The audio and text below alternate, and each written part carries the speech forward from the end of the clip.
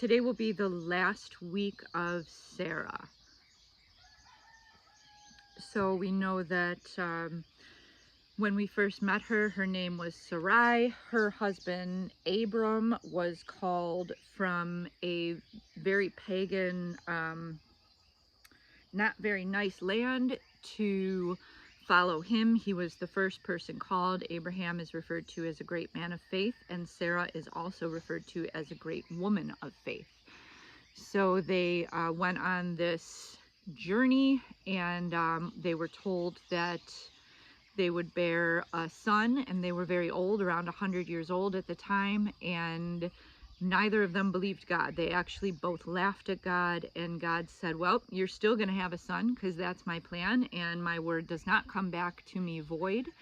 And I'm going to name him He Laughs, Isaac. You're going to name him Isaac, which means he laughs, because God was not offended by their reaction to his outrageous statement, as he's not offended by anything that we do. So man listened to his wife and not God. In both of the main women that we've been studying, we did touch on a couple other ladies, but the two main women, their husbands listened to them and not God. And it didn't really turn out too great for either things. Adam listened to his wife, and then they both ate from the tree of knowledge of good and evil. And then Abraham listened to his wife and had Ishmael with Hagar, which was a huge thing for everyone. There was that where Hagar ran away, and where Sarah was hurt by Hagar, and just all of the bad things that came from that. The other thing was we did speak about Noah's wife, and I said I would look up her name. I said I'd do it last week, and I didn't, but I did it this week. So her name is Naamah, and it means pleasant or delightful. Just a little nugget. And I also didn't include all of the information that was when Lot was at the gates of Sodom, when Abraham went to go get him. I said the gates, he was at the gates watching who was coming and going, but the gates were actually a big deal in Jewish times. It was where deals were made. It was where marriages were arranged. It was where people would bring their disputes to be settled in front of witnesses. And just another thing to think about is that Lot's wife, right, was Naamah was turned into a pillar of salt. And in the Sermon on the Mount, Jesus tells us to be salt. So that's just an interesting parallel there to think about, that she was turned into salt for disobedience, and Jesus has called us to be the salt of the world. So we're starting today's study in Genesis 20. So Abraham moved south to Negev and lived a while between Kadesh and Shur, and there he moved on to Gerar while living there as a foreigner. So anytime it talks about Abraham doing things in the scriptures, it's implied that Sarah is with him and they're doing these things together. So when he gets there and he meets all of the royal crew there, because he was a well-known, very wealthy man there, and he meets the royal folks, what does he do? Tells them that Sarah's his sister, because he's afraid that they're going to kill him and take her for the king. So what do? They take her to the king, as was done before. So he brought her into his palace. The king then was Abimelech. And God actually came to Abimelech as in a dream. So Abimelech was a pagan king. He wasn't a follower of God. He didn't know God, and God still came to him in a dream, and says, "You're a dead man, for the woman that you've taken is already married." And Abimelech's like, "What do you mean, man? She said she was my sister, and she said he's my brother." So Sarah not only just silently complied with Abraham's, weirdness, but she also said it aloud herself. She also spoke that aloud herself, that she was in fact his sister, which again we know is a true thing, but it's kind of a murky truth. So God says to Abimelech, you can't do this. And Abimelech says, well, this is what she said. Would you destroy an innocent nation? Because he was in fact innocent in the fact that he had no idea. So he was ignorant to the fact that Sarah was actually Abraham's wife. So God responded, "Yes, I know you are innocent. That's why I kept you from sinning against me, and why I did not let you touch her.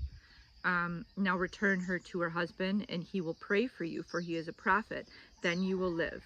But if you don't return to him, you can be sure that you and all your people will die." So that's a pretty weighty thing there. But Abimelech, being a man of honor, does what the Lord told him to. So it's another thing to think about. I know we spoke about it a little bit last week, that if God is willing to come and speak to a pagan in a dream, how much more is he willing to come and speak to us? So Abimelech returns. He gets up, it says he gets up early the next morning and quickly calls the servants together. And when he told them what happened, his men were terrified. So it's interesting to think about the fact that these people are mostly polytheistic, so multiple gods, and none of them are Yahweh, or he's usually like the unnamed God or something like that. But they still have reverence for what he has told Abraham, or what he's told Abimelech. So they still, again, as we were talking about last week with Hagar, when the angel of the Lord came to her, that there was so much authority in that voice that that people know that there's something real there, and then they'll follow that voice. So Abimelech called for Abraham, and it's to me it sounds like he's upset. He said, "What have you done to us? What crime have I committed that deserves treatment like this, making me and my kingdom guilty of this sin? No one should ever do what you have done. Whatever possessed you to do such a thing?" So Abraham replied, "I thought this was a godless place. They will want my wife and kill me to get her. And she really is my sister. So, for we both have the same father, but different mothers, and I married her." So he's kind of like making light of his half truth there.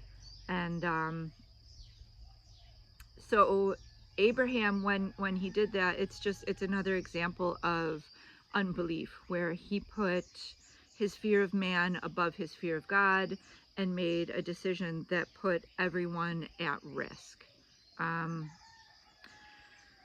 So it doesn't say how long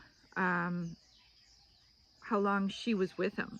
So we know that the last time we were reading, we heard that when the angel of the Lord came, he said that she would be with child in a year, or she would give birth in a year, and I can't remember which. So either way, it could have potentially been months that she was with Abimelech there, while Abraham was just gallivanting around the city. So he returns. Abimelech returns. Oh, sure. Okay. So in verse 13, Abraham still speaking and said, "When God called me to leave my father's home and travel from place to place, I told her, Sarah, do me a favor. Wherever we go, tell the people that I am your brother." Now, if we remember the reason that he did this, it's because Sarah's very beautiful, and he was afraid that they would take her from him. So Abimelech took some of his sheep, the goats, cattle, male and female servants, and presented them to Abraham, and also returned his wife, Sarah, to him. So same thing as before with the other king.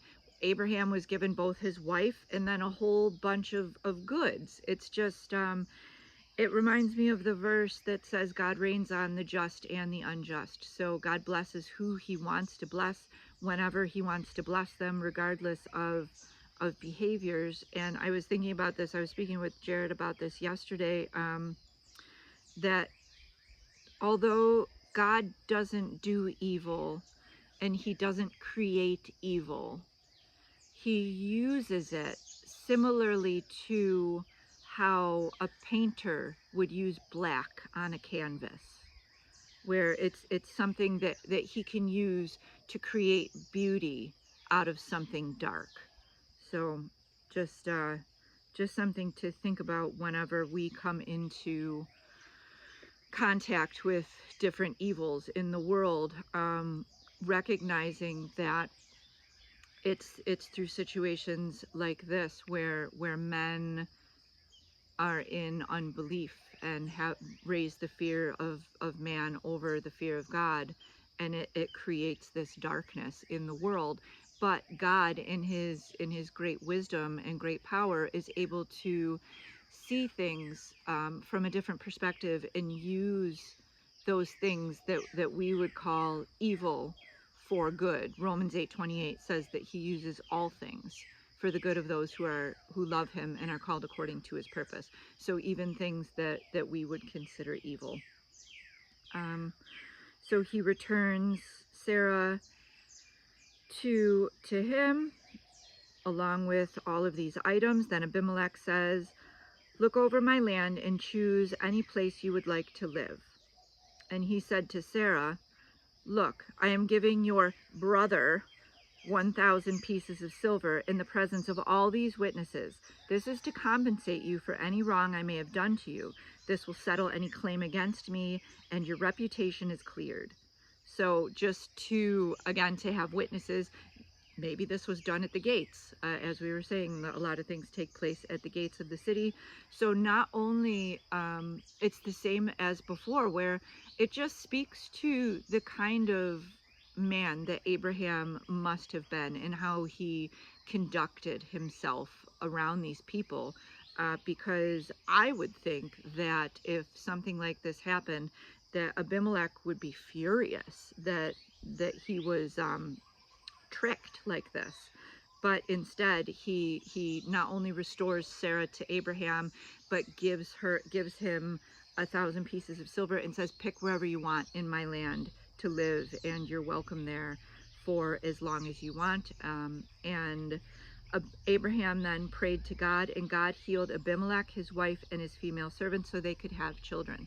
So they had their wombs had been closed, and Abraham prayed for them, and then they were able to have children.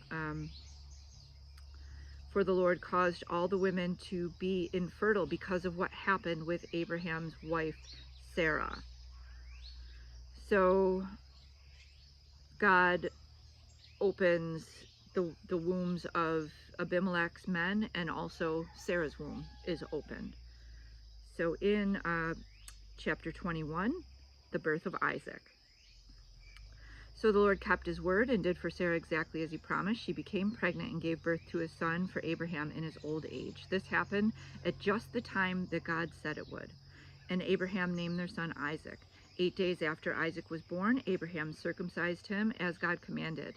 Abraham was 100 years old when Isaac was born. And Sarah declared, "God has brought me laughter. All who hear about this will laugh with me."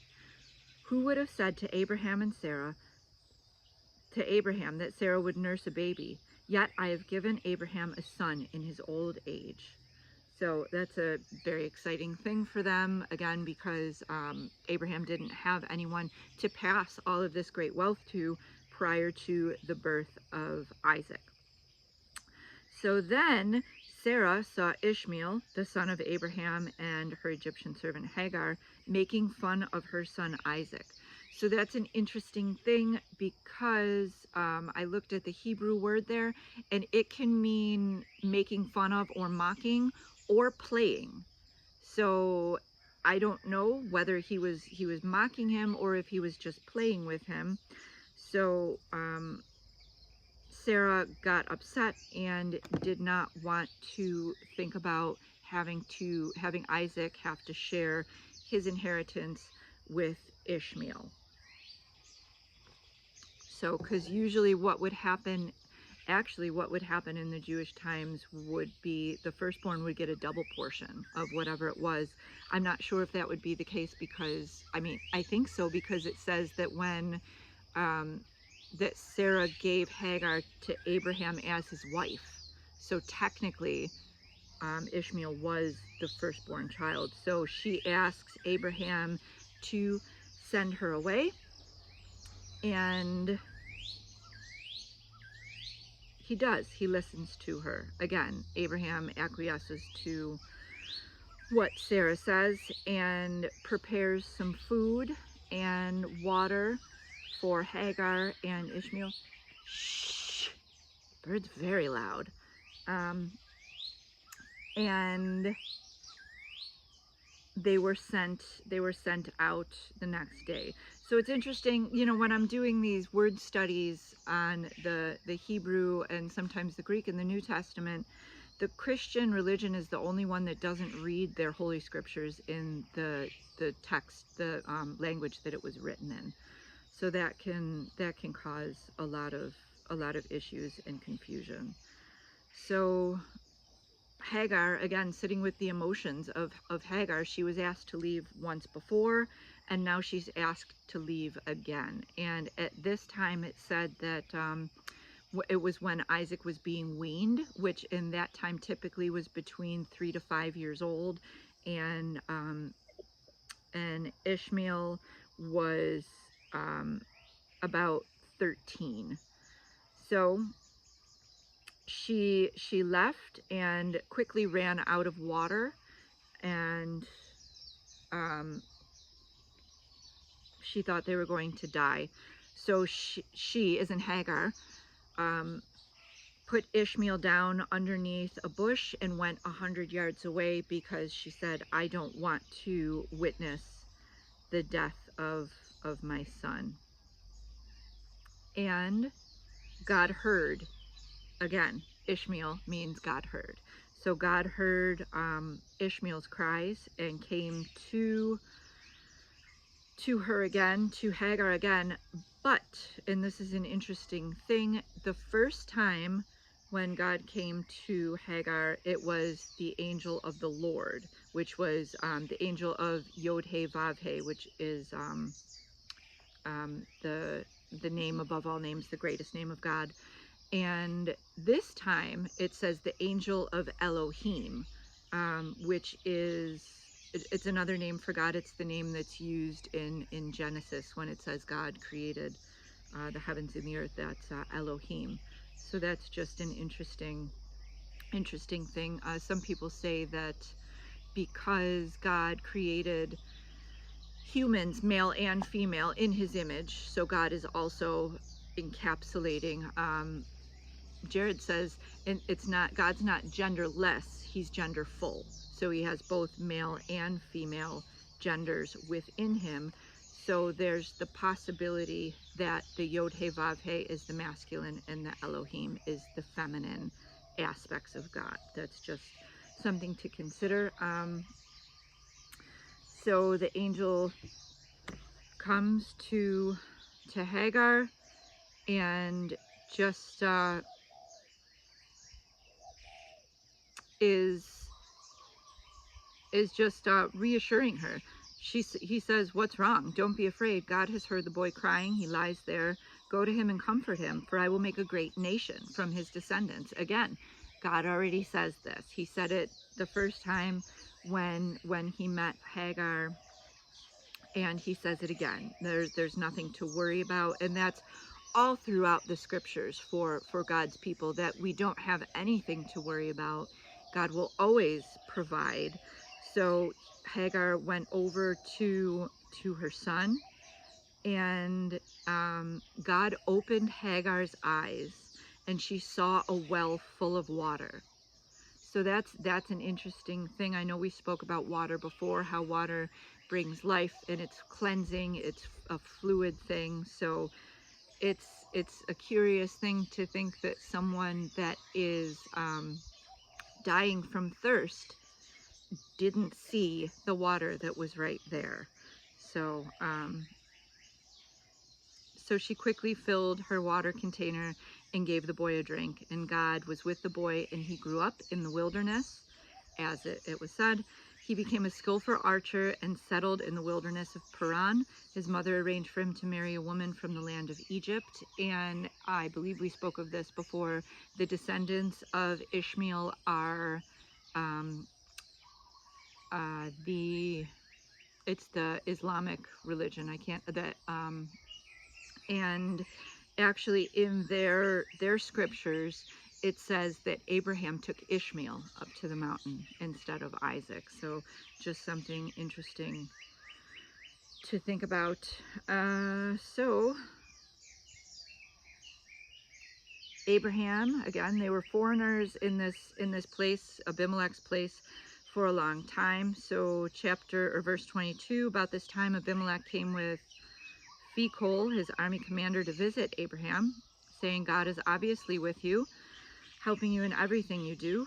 Swear to me in God's name that you will never deceive me, my children, or any descendants. I have been loyal to you, so now swear that you will be loyal to me and to this country where you are living as a foreigner. Abraham says, sure, yes, I swear to it.